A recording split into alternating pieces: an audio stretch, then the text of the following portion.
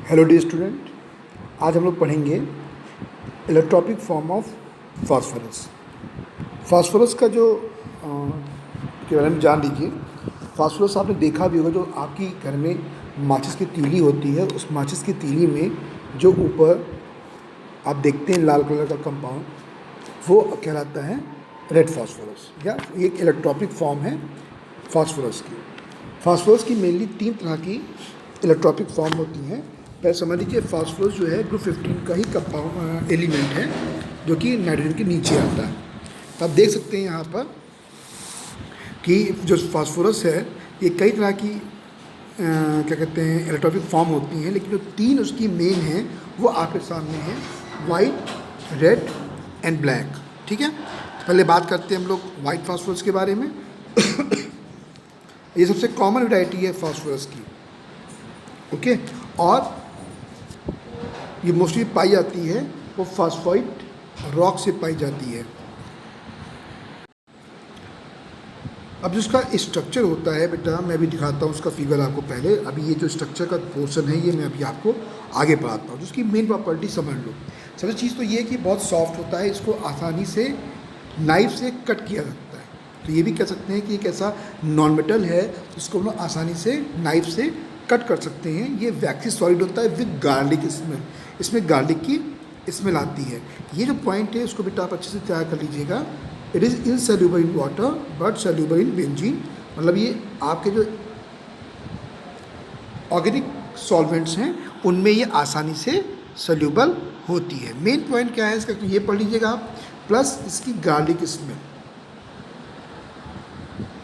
जो मैं अंडरलाइन कर रहा हूँ वो पॉइंट जरूर नोट कर लीजिएगा आप लोग। गार्लिक स्मेल जरूर नोट कर लीजिएगा। इसका मेल्टिंग और बॉइलिंग पॉइंट और इसकी सॉल्युबिलिटी, ये पॉइंट आप लोग जरूर तैयार कर लीजिएगा। ठीक है, ये होता है पॉइजनस। अगर आप वेपर इसकी निकल रही है, आप इनहेल कर रहे हो, तो आपको बहुत ही ज़्यादा प्रॉब्लम हो सकती है, आपकी जान तक जा सकती है। ओके, ये एक प्रॉपर्टी है आपकी जिसको हम लोग कहते हैं कैल्यूमिसिन। ओके, इसमें क्या होता है कि ये रात में अगर आप डार्क में रखेंगे तो ये चमकता है। ठीक है, यही बहुत इंपॉर्टेंट पॉइंट है, आप ये नोट करते रहिएगा और इन पॉइंट्स को अच्छे से लिख लीजिएगा। प्रॉपर्टीज़ में अगर आएंगी तो यही आएंगी बेटा। ठीक है, चलिए आगे बढ़ते हैं बेटा हम लोग। अब जो ये टेम्परेचर है बेटा, इसको भी आप लोग याद कर लीजिएगा, 1070 केल्विन। ओके, अब यहाँ देख रहे होंगे आप लोग P4 क्या होता है ना, मैं दिखाता हूँ अच्छा आपको। जो फास्फोरस होता है उसका ये जो आप पढ़ रहे हैं ये इसका वाइट क्या है, इलेक्ट्रॉन है। ओके, P4 जो होता है, जैसे कि सल्फर के जो मॉलिक्यूल होता है वो S8 से रिप्रेजेंट किया जाता है, ऐसे फास्फोरस को जो रिप्रेजेंट किया जाता है वो P4 से रिप्रेजेंट किया जाता है। ठीक है, मैं दिखाता हूँ उसका फिगर आपको बेटा। अभी ये देखिए, ये आपका P4 का या वाइट फास्फोरस का स्ट्रक्चर है।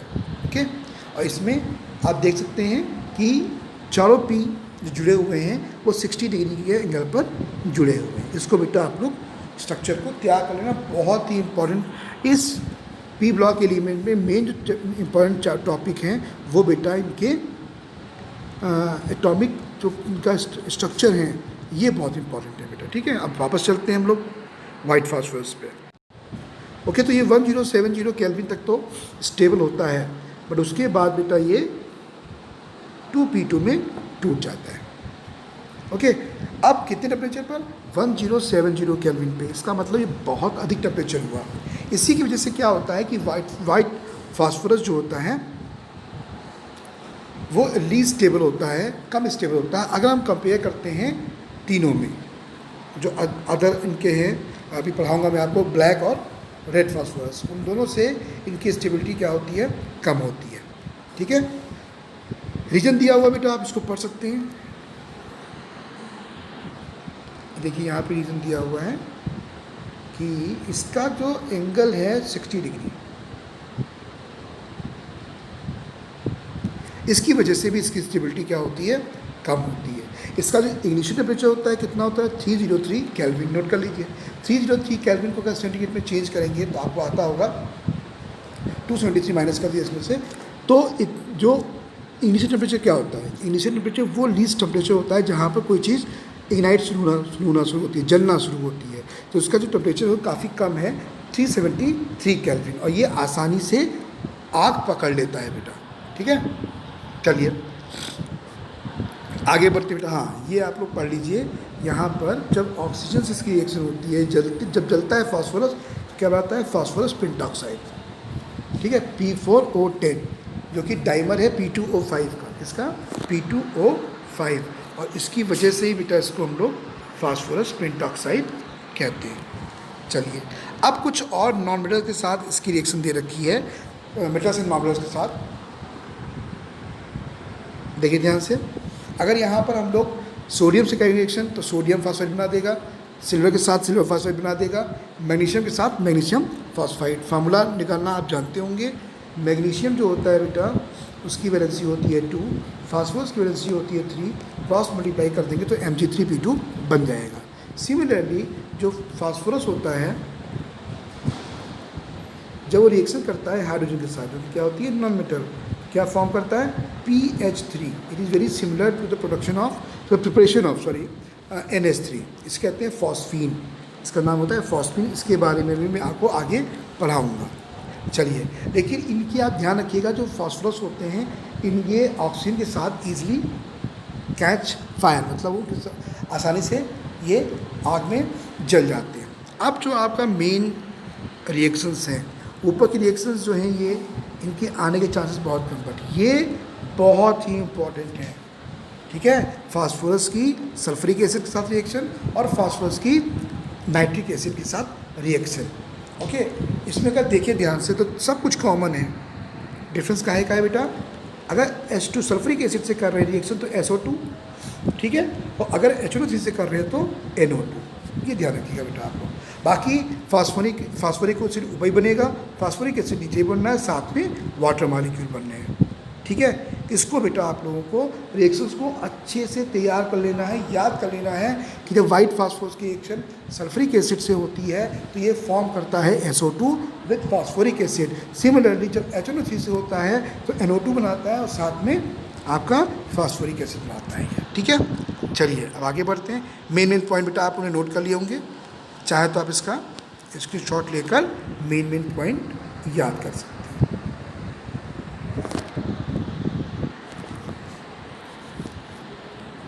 चलिए आगे बढ़ते हैं बेटा हम लोग। अब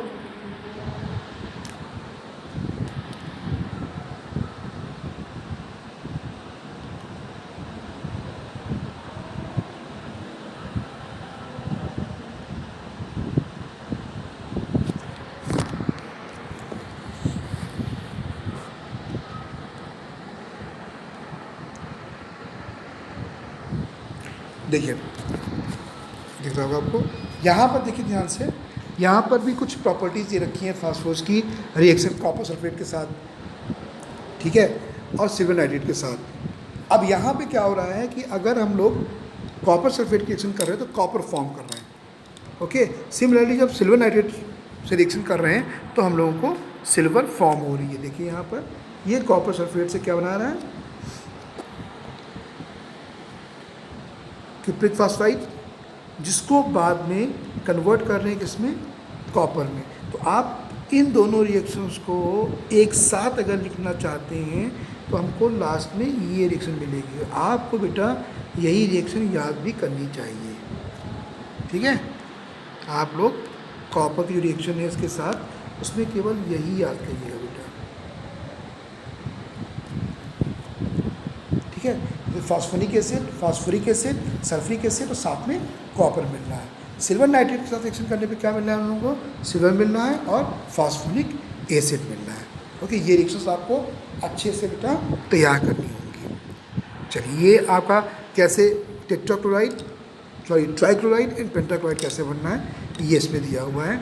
आपको एक और रिएक्शन याद करनी है बेटा, ये वाली रिएक्शन, ये दो रिएक्शन, ठीक, ये बहुत ही इंपॉर्टेंट है बेटा। इसमें क्या है कि ये एक्सप्लोजिव फॉर्म करते हैं, क्योंकि ये आसानी से इजली कैच फायर, तो ये एक्सप्लोजिव वॉयलेंस के साथ यहाँ पर सल्फाइड्स फॉर्म करते हैं। तो इस सेक्शन को आप लोग रट डालिएगा। और ये रिएक्शन तो बेटा आप समझ लीजिए बहुत ही ज़्यादा इम्पॉर्टेंट है, जिसमें ये सोडियम हाइड्रोक्साइड के साथ रिएक्शन कर रहा है। अक्सर ये आता है फिल इन द ब्लैंक, क्योंकि एक इम्पॉर्टेंट क्यों ये इम्पॉर्टेंट होने का रीजन है फॉर्मेशन ऑफ PS3 फॉस्फीन।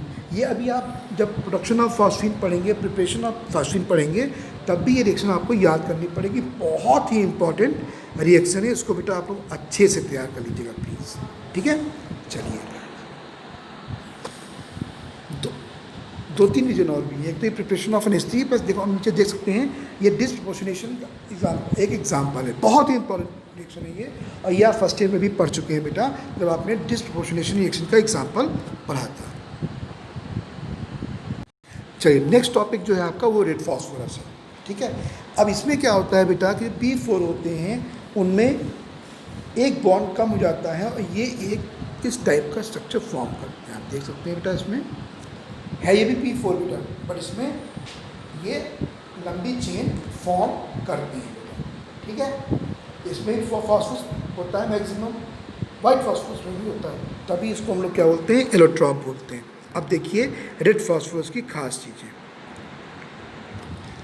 ये वाइट फास्फोरस से ही बनता है। अगर इसको हम 573 केल्विन पर इनर्ट एटमॉस्फेयर में, ठीक है, जानते हैं इनर्ट एटमॉस्फेयर क्या होता है, जानते हैं आप लोग, ये क्या फॉर्म करता है, रेड फास्फोरस फॉर्म करता है। जो वाइट फास्फोरस होता है वो रेड फास्फोरस की तरह स्ट्रक्चर होता है, पर इनमें आपने देखा होगा उसमें जितने भी P मॉलिक्यूल्स थे वो आपस में जुड़े थे, है ना, 60 डिग्री पर, बट यहाँ पर थोड़ी सी लंबी चेन फॉर्म करने स्ट्रक्चर प्लीज़ इसका तैयार कर लीजिएगा, बहुत ही इम्पॉर्टेंट है। चलिए अब आगे बढ़ते हैं हम लोग बेटा। कुछ प्रॉपर्टीज़ होती है जो इससे बिल्कुल डिफरेंट होती है, किससे, वाइट फास्फोरस। जैसे कि उसमें था केमिलिसिन, उसमें क्या था, रात में ग्लो, अंधेरे में ग्लो करता था, बट ये ग्लो नहीं करता है बेटा। उसमें गार्लिक स्मेल थी, इसमें गार्लिक स्मेल नहीं होती है। वो पॉइजनियस था, ये नॉन पॉइजनियस है। वो वाटर में जो है सल्यूबल नहीं था, but carbon disulphide and benzene में सल्यूबल था, बट ये दोनों में ही इनसल्यूबल होता है, ठीक है। अब मैंने क्या बताया था कि जो वाइट फास्फोरस होता है सबसे कम स्टेबल होता है इन तीनों में। ये पॉइंट देख लीजिए बेटा आप लोग। रेड फास्फोरस आपने देखा होगा जो माचिस की तीली में ऊपर जिससे जलती है माचिस की तीली, वो लाल कंपाउंड जो देखा है आपने, उसमें रेड फास्फोरस ही होता है बेटा। ये स्टेबल होता है थोड़ा सा, इनिशियल टेम्परेचर जो होता है थोड़ा सा हाई होता है 543, ओके। इसलिए ये आसानी से कैच फायर नहीं करता है, आसानी से फायर नहीं पकड़ता है। हमको इसको माचिस की डिब्बी पे घिसना पड़ता है, घिसने पे फ्रिक्शन होता है, इस फ्रिक्शन की वजह से ही बेटा ये जलता है। वाइट फास्फोरस को बेटा हम लोग नहीं इस्तेमाल कर सकते हैं, क्योंकि एक तो उसकी स्मेल नहीं अच्छी होती है, प्लस दूसरा क्या होता है बेटा कि उसमें आसानी से, कभी कभी हो सकता है अगर आपने निकाला होगा उसका इनिशियल टेम्परेचर, तो आसानी से बेटा जल जाती है। इसमें बेटा ये अपने आप ही जलती है जब तक हम लोग उसको फ्रिक्शन से हीट प्रोवाइड नहीं कराते हैं, ठीक है। अब चूँकि ये वाइट फास्फोरस से अधिक स्टेबल है, तो ऑब्वियस सी बात है इसकी रिएक्टिविटी क्या होगी, कुछ कम हो जाएगी। तो इसकी जो ये रिएक्टिविटी होती है वो लेस रिएक्टिव होता है देन वाइट फास्फोरस, ओके। बाकी ये बैड कंडक्टर होता है, ये आप पढ़ सकते हैं। अगला बताते हैं अब आपको इस, चलिए अब चूँकि इसकी एक्टिविटी कम होती है बेटा, थोड़ा सा गड़बड़ हो गया बेटा, सॉरी, ठीक है बेटा, 10 पॉइंट दी है। ये चूँकि बेटा वाइट फास्फोरस से कम रिएक्टिव होता है, ये हेलोजन सल्फर और अल्कली मेटल्स के साथ ही रिएक्शन कर पाता है। उसमें किसने किससे रिएक्शन किया था, याद होगा आपको, NaOH के साथ किया था, H2SO4 के साथ किया था, है ना, HNO3 के साथ किया था। बट ये जो होता है बेटा, ये सबके साथ रिएक्शन ना करके कुछ ही के साथ रिएक्शन करता है बेटा। वो रिएक्शन कौन कौन सी बेटा, ये आपको याद करनी पड़ेगी, ओके। अब ये मैं बताया आपको, वही पॉइंट यहाँ लिखा हुआ है बेटा, देखिए ध्यान से,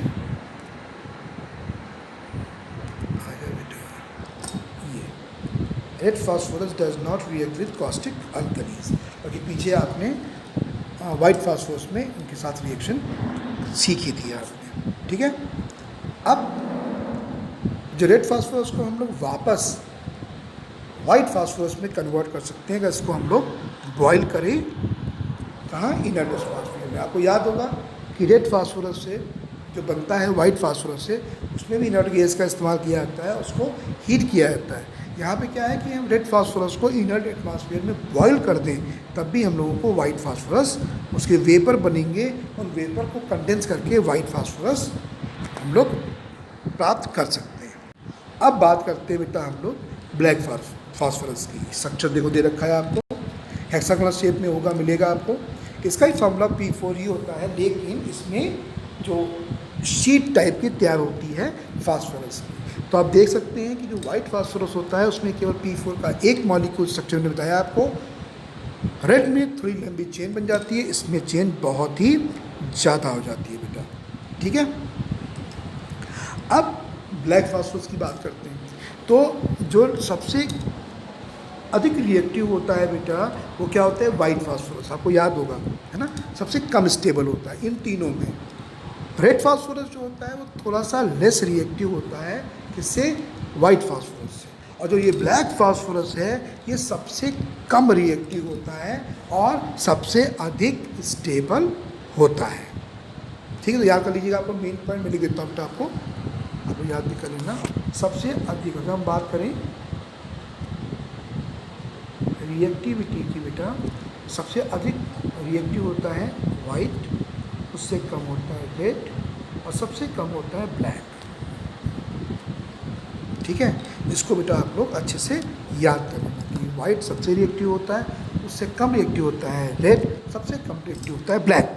और अगर हम बात करते हैं स्टेबिलिटी की तो इसका उल्टा हो जाएगा, क्योंकि जो जितना अधिक स्टेबल होगा उसकी रिएक्टिविटी उतनी ही कम होगी बेटा। तो अगर हम बात करते हैं स्टेबिलिटी की तो सबसे अधिक स्टेबल कौन होगा बेटा, ब्लैक, उससे कम रेड और सबसे कम क्या होगा, वाइट, ठीक है। इसको आप लोग अच्छे से तैयार कर लीजिएगा। अब बताते हैं आपको ब्लैक फास्फोरस के बारे में, ठीक है। ब्लैक फास्फोरस के जो हैं दो फॉर्म होते हैं, एक अल्फ़ा एंड बीटा। ये आपको सीनियर क्लास में पढ़ाया जाएगा, ठीक है। अब आपको ये याद करना है, तो मेन है तो शॉर्ट में लेता हूँ कि अगर आपको अल्फ़ा ब्लैक चाहिए तो आपको रेड फास्फोरस की हेल्प लेनी पड़ेगी, और अगर आपको बीटा चाहिए तो आपको वाइट फास्फोरस की जरूरत पड़ेगी। ये याद कर लीजिए आप, क्योंकि ब्लैक के दो फॉर्म होते हैं, अल्फ़ा और बीटा।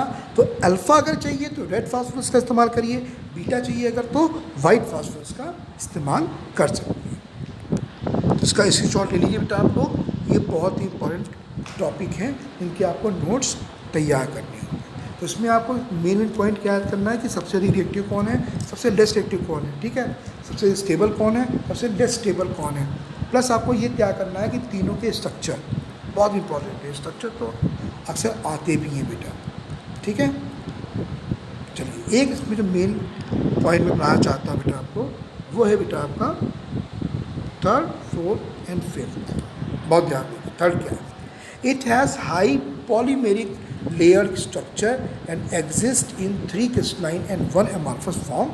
इसकी डेंसिटी क्या होती है, बहुत ज़्यादा होती है। दूसरा, बाकी तो जो होते हैं वो कंडक्टर्स नहीं होते हैं इलेक्ट्रिसिटी और हीट के, but it is a moderate, ठीक ठाक हीट और इलेक्ट्रिसिटी का कंडक्टर होता है। तीसरा जो है बेटा, ये सबसे important, it is thermodynamically the most stable, बताया मैंने, and inactive form of phosphorus.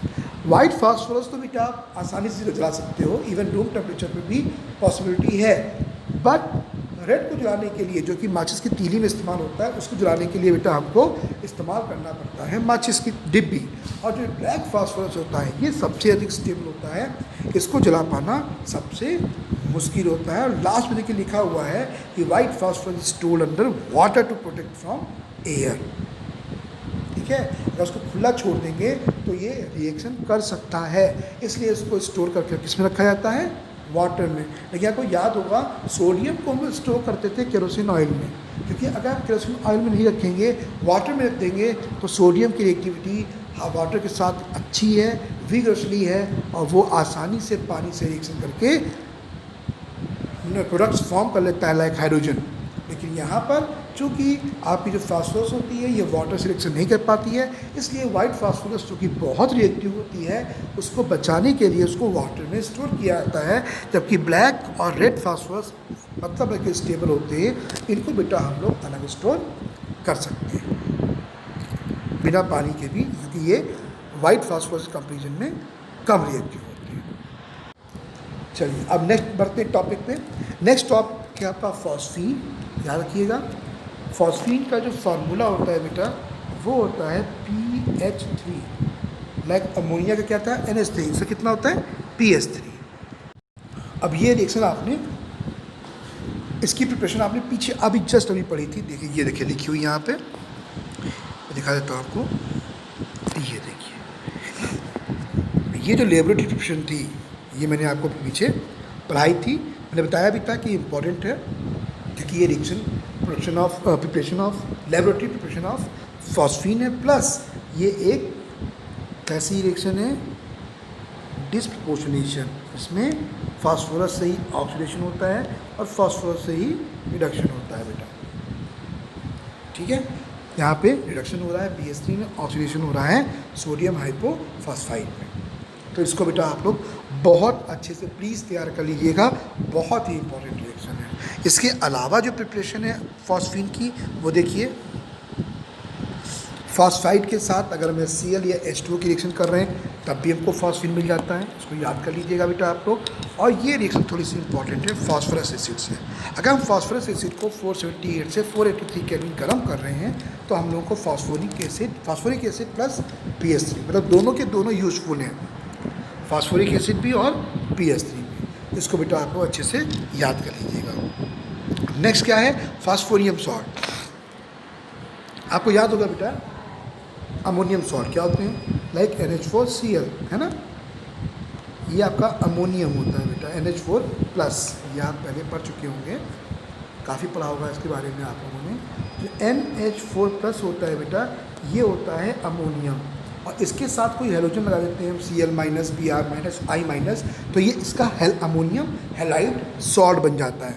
वैसे ही बेटा यहाँ पर आपको फास्फोनियम सॉल्ट के बारे में बताया गया है जो कि है PH4I। अब इस PH4I की जब रिएक्शन होती है किसके साथ, सोडियम हाइड्रोक्साइड के साथ, तो हम लोगों को PH3 फॉर्म हो जाता है। तो इनको आप एक कॉपी पे लिख लीजिएगा, इनको अच्छे से याद कर लीजिएगा, ये रिएक्शन तो बेटा बहुत ही अधिक इम्पॉर्टेंट है। अब देखिए ये लाइन पढ़िएगा, ये लाइन अभी आगे काम भी आएगी कि जो फॉस्फीन होती है ये इनफ्लेमेबल नहीं होती है, बट द गैस में कैच फायर इन एयर। ठीक है, किस लिए, अगर इसमें कौन सी इम्प्योरिटीज़ है P2H4, अगर P2H4 है इसके अंदर तो ये एयर के साथ रिएक्शन करके आसानी से चल जाती है, जिसका इस्तेमाल होल मेज सिग्नल में किया जाता है, जो कि मैं आपको अभी आगे पढ़ाऊँगा। ठीक है, चलिए आगे बढ़ते हैं। प्योर फॉस्फीन कैसे मिलती है। प्योर फॉस्फीन के लिए क्या होता है बेटा कि हम लोग प्योर फॉस्फीन को एक हाइड्रोजन आयोडाइड के साथ एक यूट्यूब वो नहीं जो तुम बेटा आप तो मैं जो देख रहे हो उस समय यूट्यूब एक, ये मैं बता चुका हूँ कि पहले आप लोगों को फिर समझ लो, इस टाइप की शेप होती है बेटा। ठीक है, और इसके अंदर PS3 साथ में HI को भर दिया जाता है बेटा। क्या मिलता है हम लोगों को, फास्फोनियम आयोडाइड मिल जाता है। इस फास्फोनियम आयोडाइड को जब हम लोग KOH से मिलाते हैं तो हम लोगों को प्योरेस्ट फॉर्म में PS3 मिल जाती है। इससे क्या होता है बेटा, जो मैंने भी बताया आपको ऊपर अभी कि ये क्यों कैच फायर करती है, एक इम्प्योरिटीज़ होती है, कौन सी इम्प्योरिटी होती है, P2H4 है ना, देखो बेटा ध्यान से, ये P2H4 इम्प्योरिटी, इसको अलग करने के लिए बेटा हम लोगों को ये मेथड इस्तेमाल करना पड़ता है बेटा। ठीक है, चलिए तो मैंने आपको क्या पढ़ाया, PS3 के बारे में बताया मैंने आपको, कैसे प्रिपरेशन होती है, लेबोरेटरी प्रिपरेशन कैसे होती है, बस और जो मेथड है वो बताया मैंने आपको। मैंने ये बताया आपको कि PS3 नॉर्मली कैच फायर नहीं करती है, बट कभी कभी ये कैच कर देती है अगर इसमें P2H4 होता है। फिर मैंने आपको बताया कि कैसे हम लोग PS3 को HI से मिलाकर फिर बाद में उसको जो फास्फोनियम आयोडाइड बनता है उसको KOH से मिलाकर उसको अलग कर सकते हैं, प्योरिश फॉर्म में फॉर्म कर सकते हैं। PS3 का स्ट्रक्चर बहुत सिमिलर होता है किसके, NH3 के, लेकिन उसका एंगल इसके एंगल में थोड़ा सा अंतर हो जाता है due to the small size of nitrogen and electronegativity, high electronegativity of nitrogen. उसका स्ट्रक्चर सामने आपको दिया हुआ है, इसके बारे में इसको पढ़ लीजिएगा। इसका स्ट्रक्चर अगर बनाने को आए तो बहुत ईजी है बेटा, यहाँ बन जाएगा, हाइड्रोजन बन जाएंगे यहाँ पे बेटा, ठीक, और एक लोन पे उसके ऊपर आ जाएगा बेटा, ठीक है।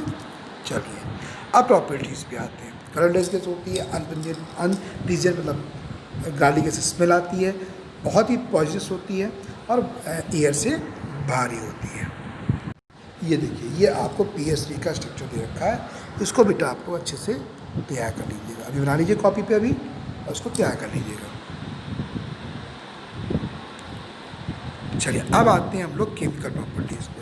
आपने अमोनिया की प्रॉपर्टी पढ़ी है अगर तो समझ लीजिए इसकी भी प्रॉपर्टीज अच्छे से हो जाएगी। जैसे कि NH3 HCl से मिलकर बनाता है NH4Cl अमोनियम क्लोराइड, वैसे ही बेटा PS3 HCl से मिलकर बनाएगा फास्फोनियम क्लोराइड। नेक्स्ट है कंबसिबिलिटी। कंबसिबिलिटी का मतलब होता है ऑक्सीजन में जलना, ठीक है। और मैंने पीछे पढ़ाया था आपको कि ये ऑक्सीजन में आसानी से रिएक्शन कर लेती है, ठीक है। कब, तो उसमें कुछ इम्प्योरिटीज़ होती हैं लाइक P2H4। चलिए डिकम्पोजिशन में क्या होता है कि अगर PS3 को फॉस्फीन को हम लोग 713 केल्विन पर हीट करेंगे in the absence of air तो हमको P4 मतलब फास्फोरस मिल जाएगा। इसमें जो रिएक्शंस इंपॉर्टेंट है वही मैं बता रहा हूँ बेटा, वही आप लोग पढ़िएगा। एक तो ये रिएक्शन आप लोग याद कर लीजिएगा NO के साथ, नाइट्रिक ऑक्साइड के साथ, ठीक है, प्लस नाइट्रस ऑक्साइड के साथ। और ये तो जो आपकी है कॉपर सल्फेट के साथ, मर्क्यूरी क्लोराइड के साथ, ये जरूर पढ़ लीजिएगा बेटा, इसमें जो कंपाउंड फॉर्म हो रहे हैं, ठीक है।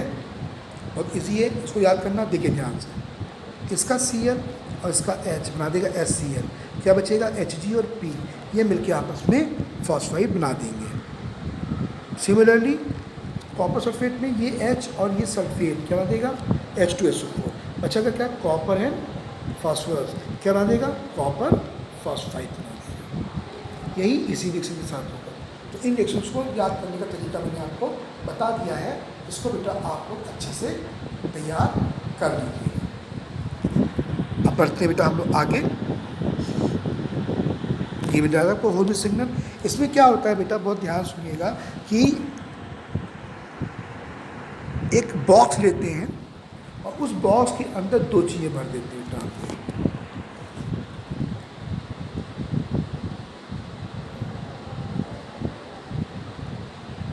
कैल्शियम फॉस्फाइड लिखा तो बेटा यहाँ पे, और कैल्शियम कार्बाइड, इन दोनों को एक हम लोग डिब्बे में भर देते हैं बेटा, ठीक है। और इसको भर देते हैं डिब्बे में और उस डिब्बे को रख देते हैं हम लोग शिप में, ठीक है। अब जब रात का अंधेरा होता है और ये देखना होता है कि आसपास कहीं कोई चट्टान तो नहीं है, जैसे कि कैसे हुआ था टाइटेनिक में, अंधेरे में नहीं दिखाई पड़ता बेटा। अब तो बहुत हाई टेक्नोलॉजी आ गई है, रडार आ गए हैं, सेटेलाइट से भी चेक कर लेते हैं। तो क्या होता है बेटा कि अगर रात के अंधेरे में आसपास जो शिप होती जो जाती है पानी में, वो शिप जब देखती हैं आसपास अंधेरा है तो क्या करती है, उस डिब्बे को खोल के पानी में डाल देती हैं या पानी उसमें डाल देते हैं जो उसमें सेलर होते हैं। तो क्या होता है बेटा कि वो कैल्शियम कार्बाइड और कैल्शियम फॉस्फाइड आप देख सकते हो यहाँ पर, ये दोनों रिएक्शन कर लेते हैं वाटर के साथ, ये, और क्या बनाते हैं, एसिटिलीन बना देते हैं और फॉस्फीन बना देते हैं। अब ये एसिटिलीन बहुत तेज़ भागती है ऊपर के साथ, ऊपर की तरफ भागती है, सॉरी, साथ में जाती है फॉस्फीन गैस। ये फॉस्फीन गैस एयर में मिलकर, मैं बताया था ना आपको कि प्योर फॉस्फीन है तो कंबशन नहीं होगा, तो P2H4 है तो कंबशन होगा, और ये फॉस्फीन जाकर ऊपर एयर में जल जाती है एसिटिलीन के साथ। जब जल जाती है तो वहाँ पर क्या प्रोड्यूस होती है, रोशनी, और रोशनी इतनी होती है कि बहुत दूर तक आपको दिखाई पड़ जाएगा कि सामने कोई चट्टान है या नहीं। प्लस कभी कभी ऐसा होता है कि कोई शिप फंस गया समुद्र में और उसको अपने आसपास रात में इलाके में आसपास उसको भेजना है कोई सिग्नल, तो क्या करता है बेटा, वो इसी हॉर्नबेल सिग्नल का इस्तेमाल करता है। इसमें ऊपर जाके बहुत रोशनी होती है, तो आस पास के शिप वाले देख सकते हैं कि हमारे भी आसपास ये शिप है और शायद परेशानी में। तो इसको बेटा आपको अच्छे से तैयार कर लीजिएगा और इसके नोट्स तैयार करके रखिएगा आप, ठीक है। बाकी 21 को मिलते हैं हम लोग। Thank you and have a nice day.